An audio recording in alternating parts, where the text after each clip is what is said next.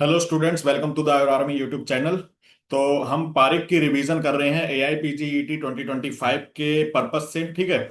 तो लास्ट में लेक्चर जो है हमने 40 नंबर पेज तक हमने कंप्लीट कर लिया था। तुलनात्मक अध्ययन हम कर रहे हैं। ठीक है। तो अगर आपने लास्ट की लेक्चर नहीं देखा है तो जरूर आप देख सकते हैं। ब्रह्मास्त्र टेस्ट, ब्रह्मास्त्र जो सीरीज है हमारी, उसमें क्लिक करके आपको सारी वीडियोस मिल जाएंगी। प्लेलिस्ट में जाएंगे तो वहां पे मिल जाएगी।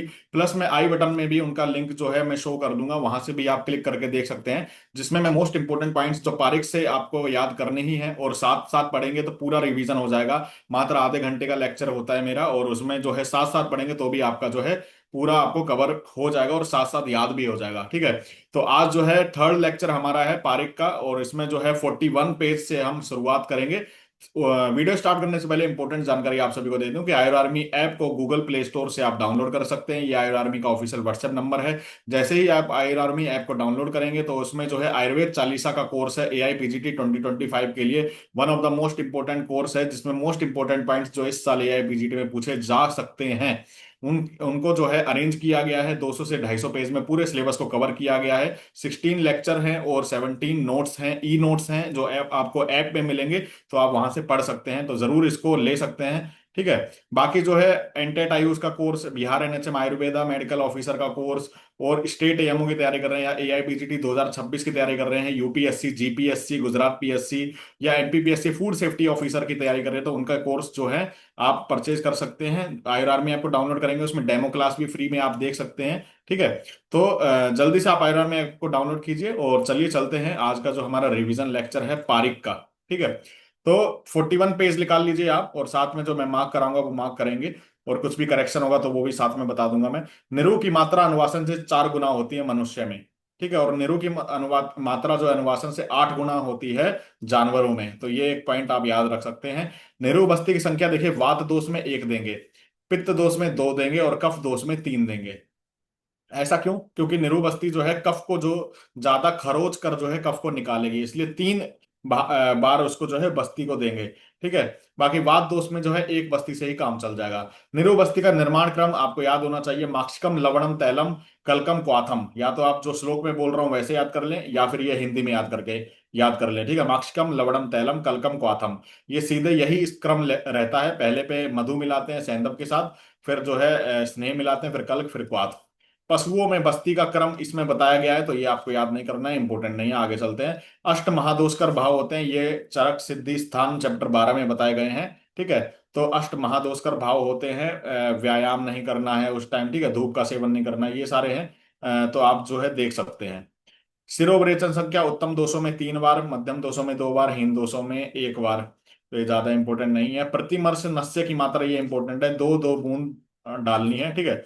और मर्श नस्य की मात्रा जो है तर्पण, मध्य और हीन, 10, 8, 6।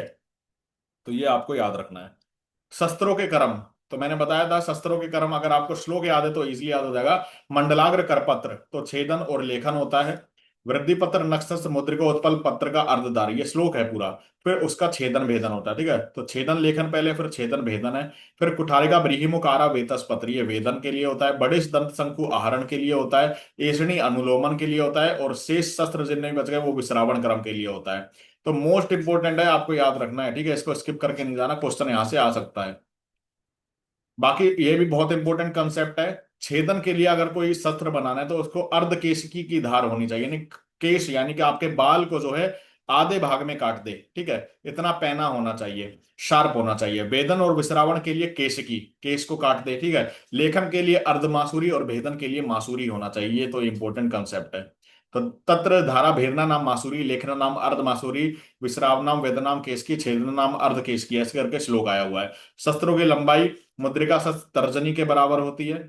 और बात करें तो नक्षशस्त्र, ठीक है, तो इसका भी श्लोक आया, नक्षशस्त्र ऐषणीय अष्टांगुल भवते सरारी मुख दशांगुला सा च कर्तरी कथ्यन्ते, ऐसे करके श्लोक आया है। शेषाणी षड अंगुलानी, यानी जितने भी बच गए बाकी 6 अंगुल होते हैं, सरारी मुख जो है 10 अंगुल का होता है। ये बहुत इंपॉर्टेंट कंसेप्ट है। उपयंत्र और अनुशस्त्र, ऐसे कौन से 5 चीजें हैं जो उपयंत्र भी है और अनुशस्त्र भी है? तो बाल, नख, छार, अग्नि, अंगुली। ठीक है। तो कैसे याद करेंगे? इजी याद कर लेंगे आप। छारा अग्नि, इसको एक साथ याद कर लें, छारा अग्नि, बाल नखा अंगुली, बाल नखा अंगुली। तो छारा अंगुली, बाल नखा अंगुली, ऐसे करके आपको याद हो जाएगा। शस्त्र अनुशस्त्र में श्रेष्ठ सात क्षार को बताया सुश्रुत ने, अनुशस्त्र में श्रेष्ठ जलोका को बताया चरक ने।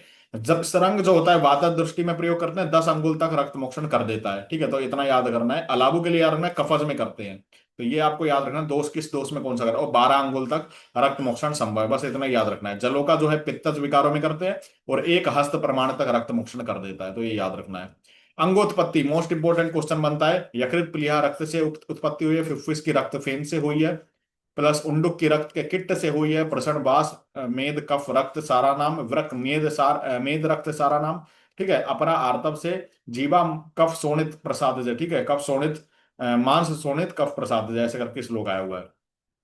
पेशी पित्त युक्त वायु और मांस से, हृदय शोणित कफ से, तो ये याद रखना है। आंत्र गुदावस्थित त्रिदोष और रक्त TR से याद रख सकते हैं, ठीक है, तो ये इंपॉर्टेंट आपको याद रखना है। अर्श के लिए बोला है, वातार्श जो है सुश्रुत ने बोला है, कदम्ब पुष्प टुंडी केरी नाड़ी मुकुल शुचि मुखाकृतिनी। पित्तार्श जो होता है, यकृत प्रकाशानी सुख जीवा संस्थानी, यम मध्यानी जलोका वक्त्र सदृशानी। ये मोस्ट इंपोर्टेंट लाइन है जहां से क्वेश्चन आ जाता है। श्लेष मार्स करीर पनसास्थि गोस्तना आकारणी, ठीक है, और रक्तार्स जो होता है, न्यग्रोध प्ररोह विद्रुम काकंतिका फल सदृशानी। ये इंपॉर्टेंट है, आपको याद रखना है। चिकित्सा भी बहुत इंपॉर्टेंट है। देखिए औसत साध्य कौन सा होता है, नवीन और अल्पदोष।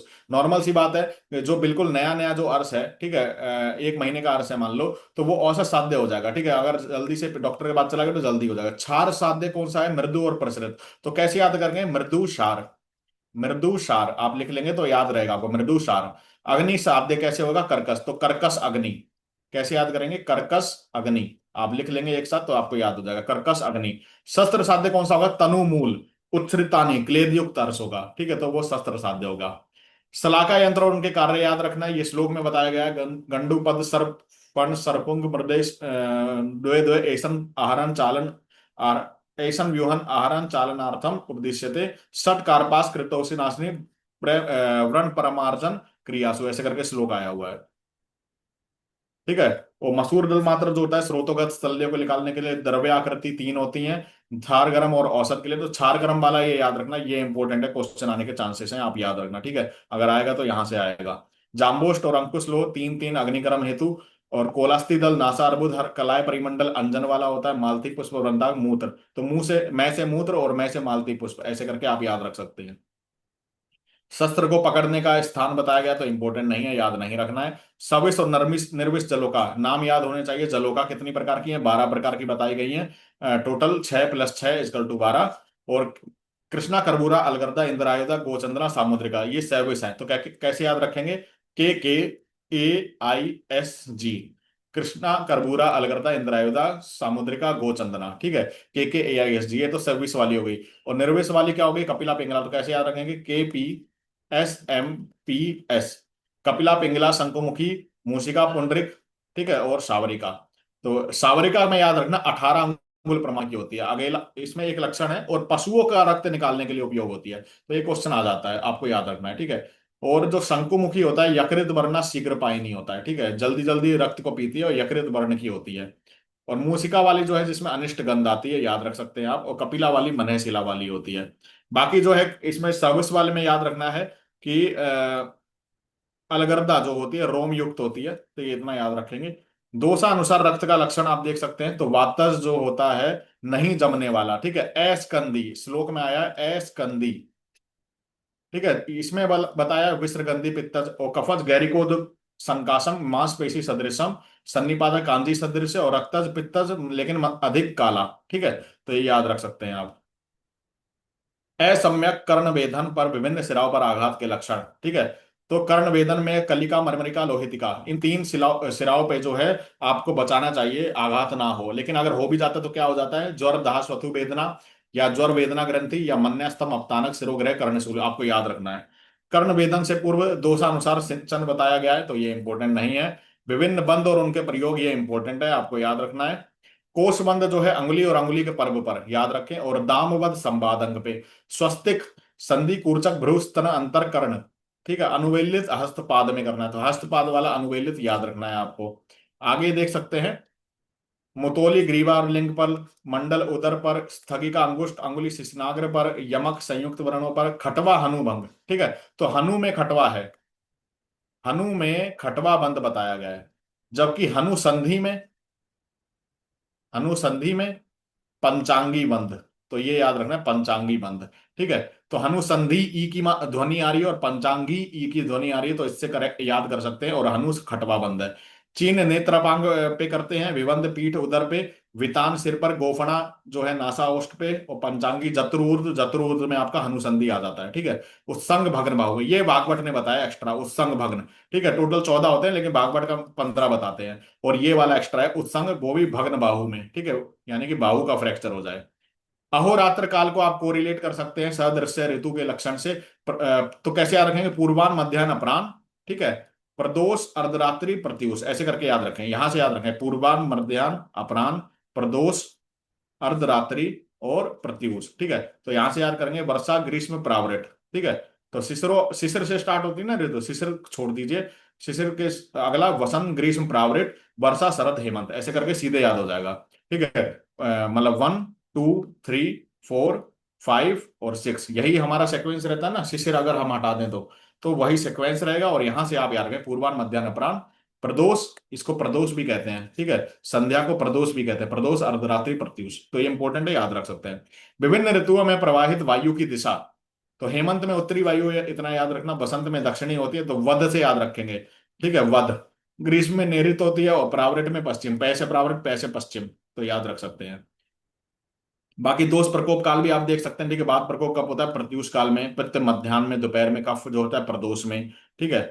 वैसे पूर्वाह्न में, अर्धरात्रि में, अपराह्न में, या फिर जब खाना पच चुका है या पच रहा है, या फिर जस्ट खाया है, या बसंत में, गर्मांते और मेघांते। तो ये आपको याद रखना है, इंपॉर्टेंट है। इजी क्वेश्चन होता है। और ये मोस्ट इंपॉर्टेंट है, सड़ क्रिया काल बताया गया है, सड़ क्रिया काल सुश्रुत ने। ठीक है। व्रण के उपलेख उपेक्ष में बताया गया है। तो वात, पित्त, कफ, संचय, प्रकोप, प्रसर के लक्षण है। तो वात में संचय होता है तो स्तब्ध, पूर्ण कोष्ठता। ठीक है। पीता अवभासता, ये पूरा श्लोक है। पीता अवभासता, मंदोष्णता, चंगानाम, गौरव, आलस्य। ऐसे ये अगला श्लोक है, कोष्ठ, तोद, संचरण, अमलिका, पिपासा, परिधा, अन्न, द्वेष, हृदय, उत्क्लेदांश। वैसे ये श्लोक है, वायुवर्ग, बीमार, गमनम, आटोपय, ओस, चोस, धूमायनम, अरोचक, विपाक, अंगसर, छर्द। तो कैसे, एक क्वेश्चन आप याद रखना जो अलग से आ सकता है, और वो है आपका कि परिधा। ठीक है। परिधा वाला है, एक मिनट। अ, इसमें जो है एक सेम लक्षण है, आप देख लीजिएगा। इसमें मुझे शो नहीं हो रहा है शायद। परिधा शायद है वो लक्षण। ठीक है। जो है आपका वातज में स्तब्ध, पूर्ण कोष्ठता, पीता वास्ता, वातज संचय और कुछ ऐसे संचय में आया हुआ है। ठीक है। पर वो देखना, यहाँ पे लिखा नहीं हुआ है। चलिए आगे चलते हैं। ठीक है। आगे चलते हैं। विभिन्न स्थानों पर होने वाले व्रणों के स्राव। तो मांस में घृत वर्ण का होता है, बस ये याद रखना, बाकी स्किप कर देना। सिरा में जो है बहुत सारी रक्त प्रवृत्ति होती है, तो ये याद रख सकते हैं। स्नायु सिंघांश सदृश होता है, ये याद रखना है। अस्थि, अस्थि समीप वाला। ठीक है। बाकी जो है भस्म, कपोत, अस्थि वर्णी व्रण, वातिक व्रण होता है, ये याद रख सकते हैं आप, इंपॉर्टेंट कंसेप्ट है। असाध्य कौन से व्रण होते हैं, तो ये आप देख सकते हैं, लेकिन ज्यादा इंपॉर्टेंट नहीं है। लेकिन ये इंपॉर्टेंट है, मुख्य व्याधियां और उनके शस्त्र कर्म। छेदन कर्म मान लो कोई पूछे किस में करना चाहिए, तो ये ऑप्शन आ जाता है, बहुत इंपॉर्टेंट क्वेश्चन है। भगंदर में, शतकोनक में, श्लेष्म ग्रंथि, नाड़ी व्रण। ठीक है। तो मोटे मोटा यहाँ पे लिखा गया, वैसे बड़े बड़े श्लोक हैं, आप यहाँ से देख सकते हैं। ठीक है। नाड़ी व्रण जैसे यहाँ पे भी आया, भेदन में भी, छेदन में भी। तो आप यहां से देख सकते हैं, बोथ आंसर आएगा इसका।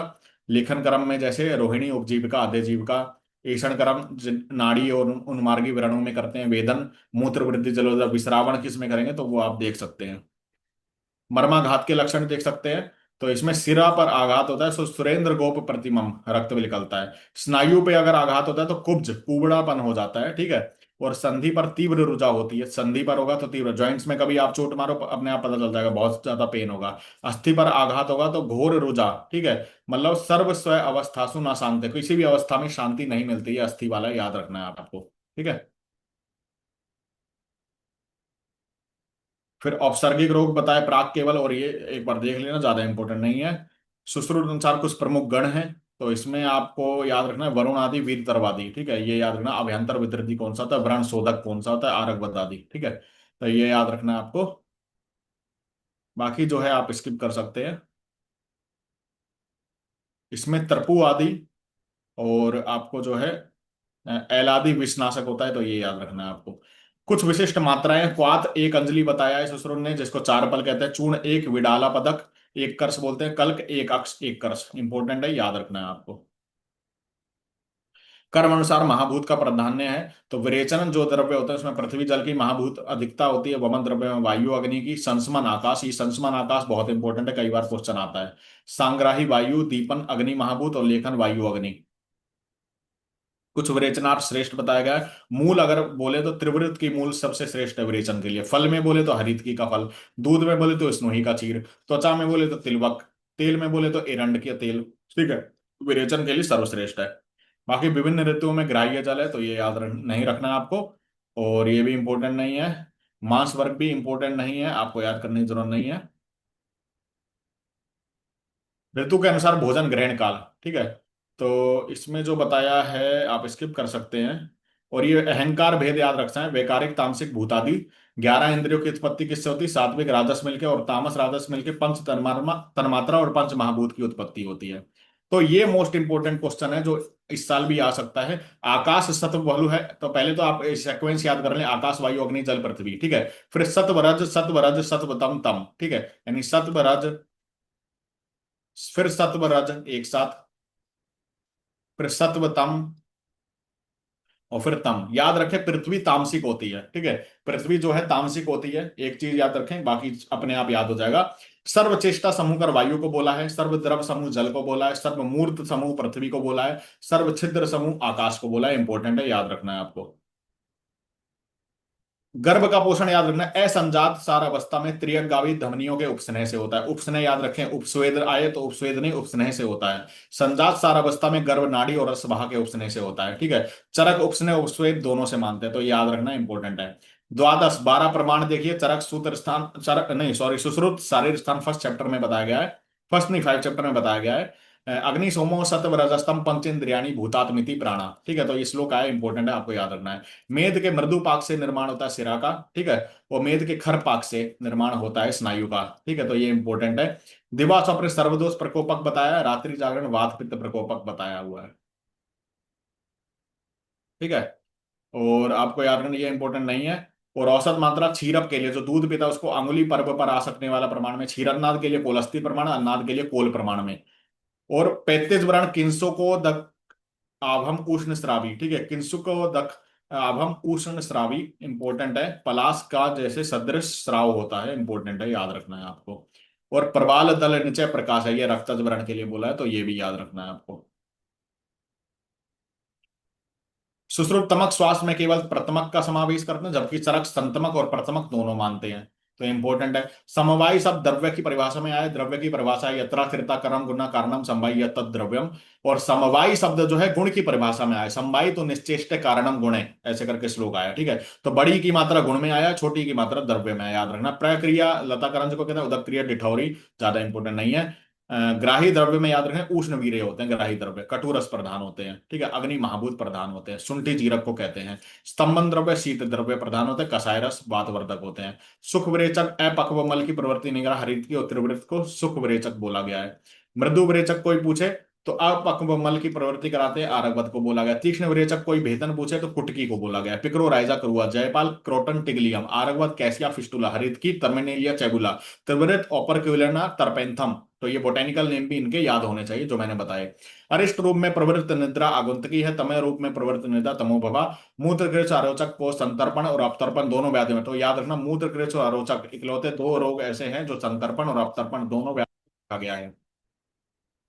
स्वेदन द्रव्य में रूप और स्निग्ध सर दोनों पर से इंपॉर्टेंट नहीं है। आगे चलते हैं। दीपन पाचन, तो दीपन पाचन में याद रखना है। दीपन पाचन और आन्हा प्रशमन पिपरी मूल को बोला है। अर्शोग्न चित्रक को बोला है। सांग्राहिक नागर मोता सोना पाटा को। धा प्रशमन हृदय अतिसार सुगंध वाला को। सर्वदोषर अतिव, सर्वदोषर याद रखना इंपॉर्टेंट है, ठीक है। जबकि सांग्राहक वाथर और वृश्य प्रश्न परनी है। सांग्राहक सर्वदोषर और वृश्य है, ठीक है, मिलते जुलते हैं, कंफ्यूजन, तो वो शालीपर्णी आएगा। तो सर्वदोषर शालीपर्णी है, और ओनली वाथर और वृश्य हो तो ये आपका प्रश्न परनी आएगा।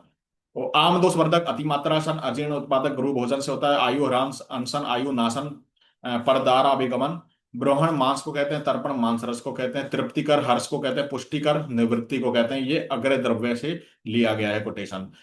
एक काल भोजन सुखकारक होता है, यथा काल भोजन आरोग्यकर होता है, प्रमितासन यानी एक रस का सेवन शरीर कर्षक होता है। तो ये याद रखना इंपॉर्टेंट है। मधु जो है श्लेष्म में पित्त प्रशमन करता है, दुरालभा पित्त श्लेष्म में प्रशमन करता है, और श्लेष्म में पित्त जनन होता है, आविदोदिक सस्कुली और माश। तो ये याद रखना इंपॉर्टेंट है। बाकी ये इंपॉर्टेंट नहीं है। विरुद्ध की चिकित्सा बस्ती ये भी इंपॉर्टेंट है। अन्न क्लेदक जल को, कफ क्लेदक लवण को, आर्द्र पीपली कफकारक है, शुष्क पीपली कफवात शामक इंपॉर्टेंट है, याद रखना है। बाकी संख्या संप्राप्ति जो है अन्वय रहित होती है, ये इंपॉर्टेंट नहीं है। ये भी इंपॉर्टेंट नहीं है। तापात्य को प्रवृत्त ऋतु कहते हैं, याद रखना तापात्य को। पैतृक और श्लेष्मा गुल्म में बस्ती में नहीं होता, अमाश्य के एक देश में होता है। ठीक है, श्लोक में बोला गया है अमाश्य के एक देश में, इसलिए यहाँ पे ये लिखा गया है। गुल्म में कोई दूसरा नहीं होता, निराश्रय। ठीक है। बाकी जो है ये कुछ श्लोक हैं उनके प्रमेय के, तो याद रख सकते हैं। सांद्र में पर्युषित मूत्रम सांद्री भवती भाजने, और सांद्र प्रसाद में क्या है, संगनते मूत्रम किंचित किंचित प्रसीदयति। ठीक है, तो ये कंफ्यूजिंग है, इसलिए याद रखना है। मसी वर्णम मूत्र काल में बोला है, चास पक्ष निबम मूत्र नील में बोला है। ठीक है, तो याद रखना। उष्ण गुण जो है काल में और रक्त में दोनों में बताया, तो कार से याद रख सकते हैं आप। ठीक है। गर्भ का मूल कारण आत्मज भाव है, गर्भ का औपाधिक कारण सत्वज भाव है। सन्निपात प्रदर का लक्षण देख लीजिए, और ये कफज जन्य स्तन्य दुष्टि का लक्षण सेम से बताए गए हैं। भेषज के दो भेद हैं, बादन और अनुवादन। ठीक है, तो एक बादन जो हो गया एक्यूट, से अनुवादन जो गया आपका क्रॉनिक, कालांतर में कष्टदायक। ठीक है, क्रॉनिक यानी कि दूसरी विष, और ये एक्यूट हो गया, जो आप याद रख सकते हैं। बाकी नागबला ग्रहण माघ फाल्गुन में करना है, भल्लातक ग्रहण ज्येष्ठ आषाढ़ में करना है, भल्लातक प्रयोग अघन पूष में करना है।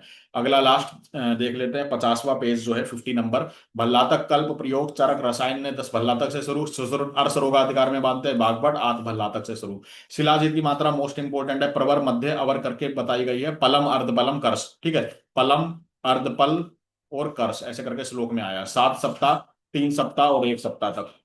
स्वर्ण रजत ताम्र लोह शिला धातु, 4 प्रकार के शिला धातु बताए, इनके रस स्वरूप और दोष कर्म याद रखना है। ठीक है, तो MT KT TL, MT KT TL ऐसे याद रख सकते हैं। और ये जपापुष श्वेतवर्णी मयूरकंठ गुग्गुल का आभासम। ठीक है, तो ये याद रखना है, VP KP KT, VP KP KT ऐसे याद रखना है, और ये MT KT TL, तो इजिली याद हो जाएगा आपको। ताम्र शिलाजीत उष्णवीर्य है, शेष सभी शीतवीर्य हैं। ठीक है, तो ये आप देख सकते हैं। मुहुर दहा मुहुर शीतम लक्षण श्लेष्म पित्तक ज्वर का है, जबकि क्षणे दहा क्षणे शीतम सन्निपातक ज्वर का। देखिए मिलते जुलते हैं, इंपॉर्टेंट है, याद रखना है। ये मोस्ट इंपॉर्टेंट टॉपिक है जहां से क्वेश्चन आता है। बात पूर्ण धृति स्पर्श शोध संधिगत बात के लिए बोला गया है। आदमात धृति शब्दवत भवती वातोदर के लिए बोला गया है। यथा धृति क्षुम्यते कंपते च जलोदर के लिए बोला गया है। उदक पूर्ण धृति क्षोभ संस्पर्श है, जलोदर के लिए बोला गया है। जल बस्ती संस्पर्श है, पच्यमान व्रणशोभ के लिए बोला गया है। आधमात बस्ती रे भी पच्यमान व्रणशोभ के लिए बोला गया है। अंबु पूर्णा धृति रूप सुम्यति मूत्र कर मूत्र वृद्धि के लिए बोला। देखिए सब मिलते जुलते हैं, कंफ्यूजन कितना है। ठीक है, तो आपको याद रखना ही पड़ेगा। और ये इंपॉर्टेंट श्लोक है। जीर्ण जीर्ति च आदमान भुक्ते स्वास्थ्य मोपेति च वातक ग्रहणी का है, और भुक्ते अन्य लवते शांति जीर्ण मात्रे प्रताम्यति तीक्ष्णाग्नि का है, भस्मक का। ठीक है, तो इंपॉर्टेंट है, ग्रहणी का अलग है, और भस्मक का अलग है। वैसे ही अन्न द्रव सूल का माधव ने बताया, जीर्ण जीर्ते अति जीर्ण पथ्य पथ्य प्रयोगेण। तो इंपॉर्टेंट है अन्न द्रव सूल का, ये सारा इंपॉर्टेंट है, मोस्ट इंपॉर्टेंट। ये बिल्कुल स्किप नहीं करना है। भुक्ते जीरति यसूलम तत्वे प्रणाम जम, प्रणाम सूल का ये है। बाकी आहार परिणाम आनते भूयश्च बलते बलम, यह बपेता हिक्का का इंपॉर्टेंट है, आपको पढ़ाया भी है मैंने, चालीसा में भी दिया गया है, और वैसे भी क्रैश कोर्स में पढ़ाया है।